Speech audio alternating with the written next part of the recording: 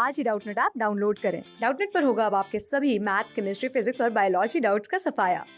बस अपने क्वेश्चन की फोटो खींचो, उसे क्रॉप करो और तुरंत वीडियो सोल्यूशन पाओ। Download now.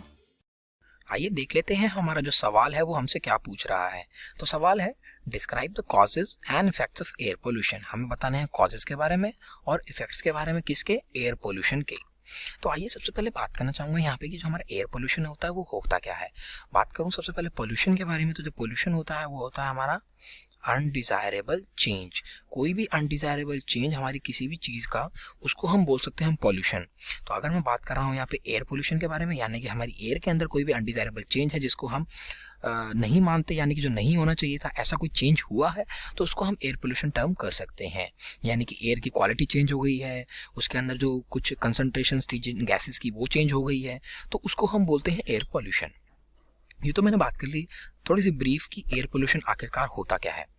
यहाँ पे मैं बात करना चाहूँगा क्वेश्चन के पहले पार्ट के बारे में, जो कि कह रहा है कॉजेज, यानी कि जो हमारा एयर पोल्यूशन है वो आखिरकार किस प्रकार से होता है।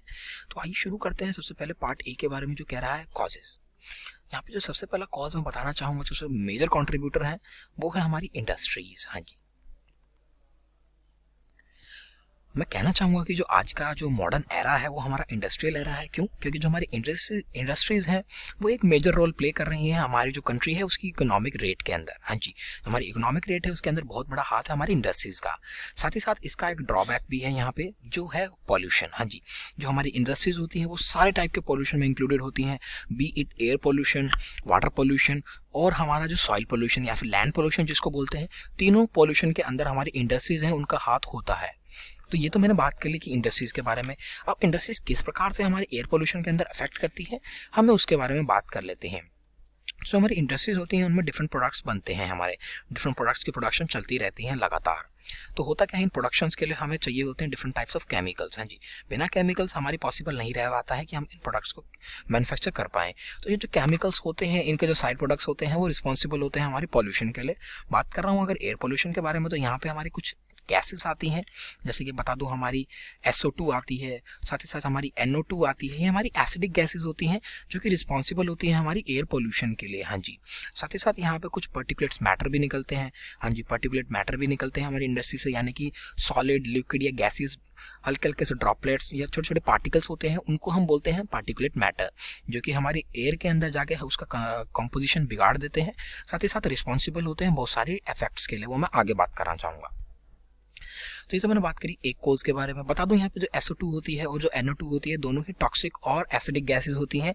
यानी कि अगर हम इनको ज़्यादा मात्रा के अंदर इनहेल कर लेते हैं, साथ ही साथ प्लांट्स, साथ ही साथ एनिमल्स, अगर एनिमल्स और प्लांट्स ज़्यादा इसको ले लेते हैं कंसंट्रेशन में, तो ये दोनों ही गैसेस हमारे लिए बहुत होती हैं खतरनाक।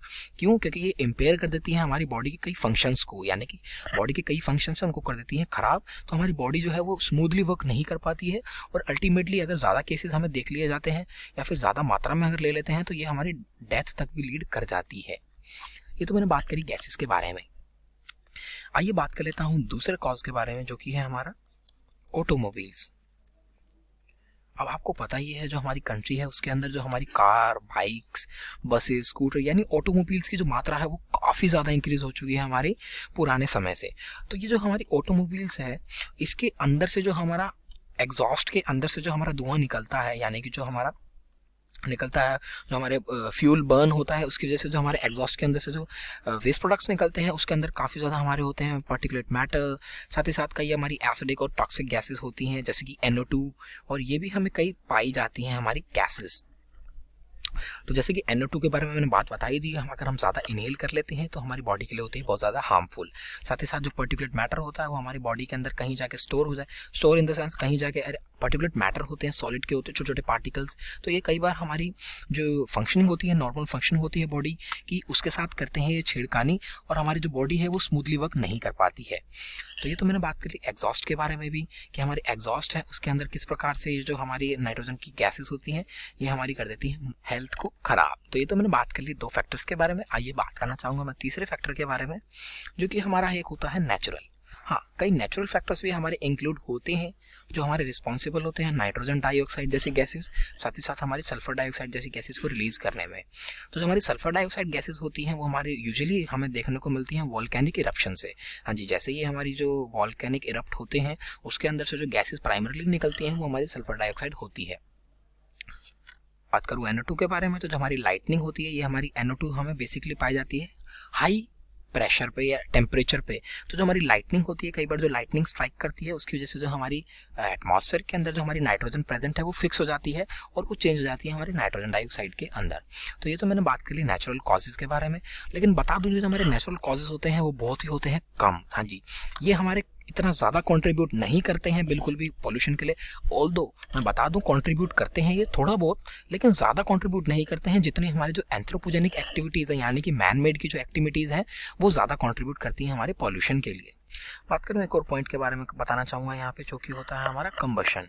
हम कई बार कंबशन भी करते हैं हमारी फॉसिल फ्यूल्स की। हाँ जी, तो जो हमारे फॉसिल फ्यूल्स होते हैं उनको अगर हम कंबस्ट करते हैं तो होता क्या है, उसके अंदर से डिफरेंट टाइप की गैसेस हमें निकलने को दिखती हैं, यानी कि हम पार्टिकुलेट मैटर निकलता है, साथ ही साथ हमारी कई टाइप की गैसेस भी निकलती हैं जो कि रिस्पॉन्सिबल होती है हमारी एयर पोल्यूशन को कॉज करने के लिए। जो हमारा फॉसिल फ्यूल होता है वो मेनली हमारा बना हुआ होता है कार्बन से, लेकिन उसके अंदर कई बार सल्फर कंटेंट भी पाए जाते हैं, इसलिए जो हमारी गैसेस हैं जैसे कि सल्फर डाइऑक्साइड वो भी रिलीज हो जाती हैं हमारी कंबशन के प्रोसेस से। ये तो मैंने बात कर ली 4 हमारे कॉजेज़ के बारे में, जो मेजर कॉजेज़ हैं हमारे कि वो हमारे एयर पोल्यूशन को कॉज करते हैं। बात करता हूँ यहाँ पे दूसरा पॉइंट के बारे में, हमारे क्वेश्चन में जो दे रखा है वो कह रहा है इफेक्ट्स। तो बात करना चाहूँगा मैं यहाँ पे इफेक्ट्स के बारे में कि आखिरकार कौन से इफेक्ट्स होते हैं हमारे जो एयर पोल्यूशन से हमें देखने को मिलते हैं। बात करूँ अगर प्राइमरी इफेक्ट के बारे में तो वो होती है हमारी एयरबॉर्न डिजीजेज। हाँ जी, तो जो हमारी एयरबॉर्न डिजीजेज होती हैं जो कि हमारे वृद्ध लोगों में, साथ ही साथ जो हमारे छोटे बच्चे होते हैं उनमें ज़्यादा देखने को पाई जाती हैं, क्योंकि जो छोटे बच्चे होते हैं उनका इम्यून अभी डेवलप नहीं हो पाता है, इसलिए उनके जो एयरबोर्न डिजीज है वो जल्दी होती हैं। वहीं जो वृद्ध लोग होते हैं उनका जो इम्यून सिस्टम है वो धीरे धीरे डिग्रेड होना शुरू हो जाता है, इसलिए उनके अंदर ज़्यादा डिजीज हमें पाई जाती हैं। बात करूँ एयरबोर्न डिजीज के बारे में, तो जो हमारी एयरबोर्न डिजीज होती हैं वो मेनली अफेक्ट करती हैं हमारे लंग्स को। बता दूँ डिजीज जैसे लंग कैंसर, लंग के इन्फेक्शन, हमारी ब्रोंकाइटिस, हमारी अस्थमा और एम्फाइसीमा, ऐसी कुछ डिजीज है हमारी जो हमारी बेसिकली एयरबोर्न डिजीज होती हैं, यानी कि जो हमारे लंग्स हैं उनको कर देती हैं ये अफेक्ट। हमारी जो नॉर्मल ब्रीदिंग रेट्स हैं उनको भी करती हैं अफेक्ट, हमारी ब्रीदिंग रेट है वो शॉर्ट हो जाती हैं। साथ ही साथ इंटेंसिव कफिंग और स्नीजिंग, ये हमारी कुछ सिम्टम्स हैं जिससे हमें पता चलता है कि जो हमारे रेस्पिरेटरी ट्रैक्ट है वो कुछ अच्छी तरीके से काम नहीं कर रहा है। और इसके जो अल्टीमेटली जो पॉजिटिव एजेंट होता है वो होता है हमारा एयर पोल्यूशन, यानी कि एयर पोल्यूशन से ही ये हमें देखने को मिलती है। साथ ही साथ और बात बताऊं तो हमारी जैसे अगर ये हमारी जो गैसेस होती हैं ये हमारी आंखों के अंदर चली जाएं तो हमारी ये आंखों में काफ़ी ज़्यादा करती हैं इरिटेशन। जैसे कि मैंने बताया आपको, जो हमारी गैसेस थी सल्फर डाइऑक्साइड और नाइट्रोजन डाइऑक्साइड, ये दोनों ही टॉक्सिक गैसेस हैं। जैसे ही हमारी आंखों के साथ आती हैं कॉन्टैक्ट के अंदर तो क्या करती हैं, इन्फ्लामेशन हो जाती है हमारी आंखों की, साथ ही साथ इरिटेशन होती है, जलन होने लग जाती है हमारी आंखों में। तो कुछ इस प्रकार के हमें सिम्टम्स देखने को मिलते हैं। साथ ही साथ अगर हम ये दोनों गैसेस को ज़्यादा मात्रा में इनहेल कर लेते हैं अपने अंदर तो ये हमारी जो लंग्स की लाइनिंग होती है, यानी कि जो प्रोटेक्टिव लाइनिंग होती है, उसको भी ये कर देती हैं इन्फ्लेम, यानी कि उनको भी कर देती हैं डिग्रेड, ख़त्म कर देती हैं। कई ज़्यादा ही कंडीशंस में हमने ये भी देखा गया है कि होता क्या है, कई बार हमें बर्थ डिफेक्ट्स भी देखने को मिल जाते हैं। ये जो बर्थ डिफेक्ट्स होते हैं ये क्या होते हैं, होता क्या है, अगर कोई हमारे पेरेंट्स है उनकी बॉडी के अंदर अगर ज़्यादा मात्रा में पॉल्यूशन है, यानी कि सल्फर डाइऑक्साइड, नाइट्रोजन डाइऑक्साइड या कोई भी अदर केमिकल उनकी बॉडी के अंदर ज़्यादा मात्रा में है, तो वो ऑब्वियसली मात्रा है वो मदर, ऑब्वियसली बात है कि वो मदर के अंदर से फीटस के अंदर भी ट्रांसफ़र हो सकता है। तो होता क्या है, कई बार वो जो केमिकल होते हैं वो हमारे जो नवजात होते हैं, यानी कि जो फीटस होते हैं उनके अंदर होते हैं खराब, यानी कि अगर वो उनके अंदर होते हैं तो वो डेवलप करते हैं ताकि कोई ऑर्गन पूरी तरह से डेवलप ना हो पाए, या ऐसे ही कोई डिफेक्ट्स की थ्रू हमारे जो बेबीज़ होते हैं वो जन्म लेते हैं। ये हमारे एक्सट्रीम केसेस के अंदर पाया जाता है।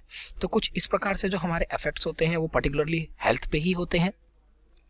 बात पता तो जो प्लांट्स होते हैं उनकी भी हेल्थ है वो भी ख़राब हो जाती है, क्योंकि ये जो हमारी टॉक्सिक गैसेस हैं इनके साथ अगर जो हमारी सरफेस हैं प्लांट्स के वो करते हैं इंटरेक्ट, जैसे कि लीव्स अगर करती हैं इंटरेक्ट, तो कई बार हमें देखने को मिल जाता है हमारे लीव्स हैं उनके ऊपर स्पॉट्स दिख जाते हैं, इन्फ्लेमेशन हो जाती है उनकी भी, यानी कि बर्निंग सी टाइप हो जाती है हमारी लीव्स की। और अगर हमारी लीव्स ही इम्पेयर्ड है हमारे किसी भी प्लांट के अंदर तो वो अपना खाना ढंग से नहीं बना पाती हैं।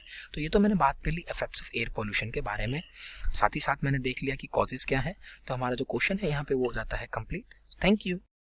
क्लास 6 से 12 से लेके नीट, IIT, जेई मेंस और एडवांस के लेवल तक 10 मिलियन से ज्यादा स्टूडेंट्स का भरोसा। आज ही डाउनलोड करें डाउटनेट ऐप या व्हाट्सएप कीजिए अपने डाउट्स 8400 400 400 पर।